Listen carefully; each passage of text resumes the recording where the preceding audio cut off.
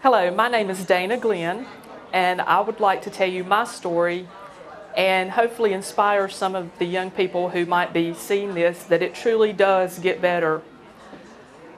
I knew that I was gay when I was at about 10 years of age, and I grew up in a small rural county in North Carolina called Gaston County. And at age 10, of course, where I lived, what do you do about being gay? You have no one to tell. You have no one to talk to. You have no one to share with. This was right around the time that Billie Jean King came out, and of course all the fallout from that. That was the only time we'd ever heard of a gay person was when that palimony suit happened in 1981. So I came from a very religious family too. And so by the time I was a young adult, I was very, very conflicted. And I turned to alcohol. I turned to going out to the bar and just to be around other gay people where I could feel free and be who I was. Because by day, I was a middle school teacher in the same county, Gaston County. And by about age 28, I realized that drinking was making another problem I had worse, which was depression. So, in quotation marks, I decided I needed to straighten my life out. So, I went first and sought medical help and got on medication to deal with my depression. And then I decided I was going to take the huge step and start being okay with who I am, because I had such self-loathing for myself for so long. And I knew that I could not be perfect and not be the person that my parents wanted me to be because I was gay. And I looked at it as a curse and something that is horrible and something that made me cry and made me drink and made me do crazy things. So I was about 28 or 30 and I began to go to therapy. And the way things worked out, it was just really almost like a miracle. I went to a psychiatrist and of course got some medication. Then I went to a therapist, and it just so happened it was one of the boys who used to tease me when I was in school's father.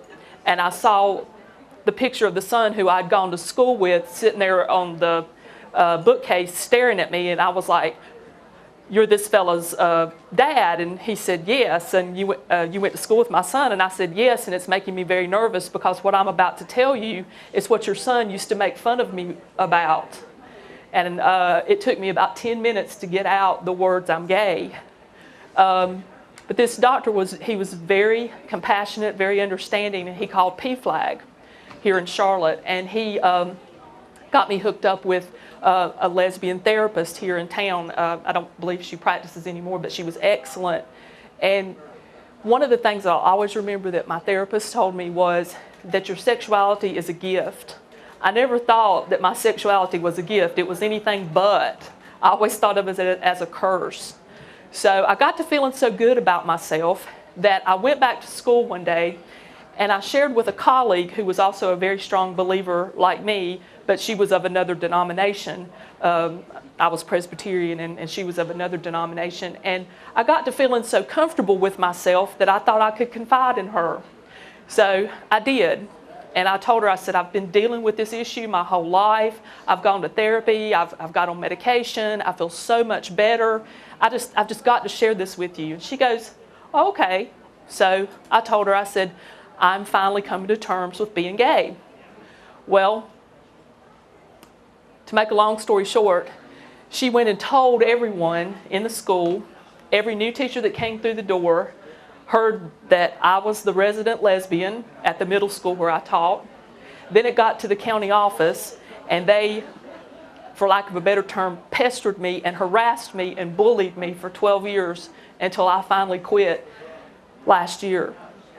And I've been accused of everything from having mental breakdowns in class to, in 2007, I was accused of being a pedophile.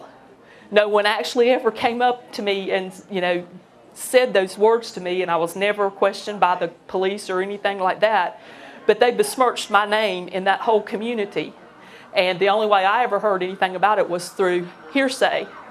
So I've sat around for the last 3 years or so, and knowing that my name has been just dragged through the mud in my hometown and my home community, and I felt sorry for myself. I've gone through a whole range of emotions to where I feel like I've lost everything. I mean, I lost my career. I'm unemployed now. And I've always been such an achiever and somebody, you know, who wanted to be the best and do the best and care about people and care about kids. And, you know, I loved my students. I was a great teacher, but I was harassed by these horrible people who didn't even know me. The people who accused me of that horrible thing, they never even met me. They never talked to me. They didn't know me. They harassed my students.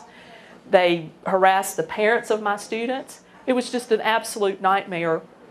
But by coming here tonight and being around other gay people and seeing how good we are, we're good people. And I've come to find out that I really haven't lost my whole career, my whole life, and all the things that I sit around and boo-hoo and cry about when I'm feeling sorry for myself, but I've actually gained a lot, especially tonight.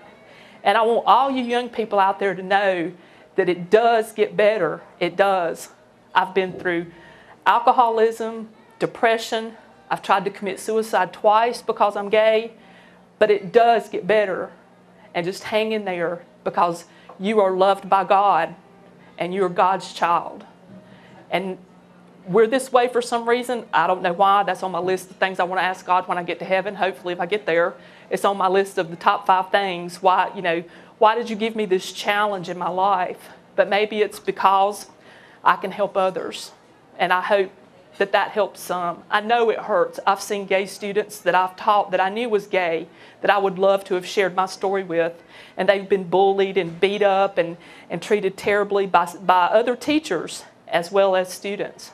So trust me, it does get better. When you think you've lost everything, you really haven't. You look on the bright side and look on the positive side, and there are people around here, just like the wonderful people that are here tonight, that are supportive and know what you're going through. So whenever you feel like you're about to lose the grip on your rope, tie a knot and hang on, because it does get better. Thank you.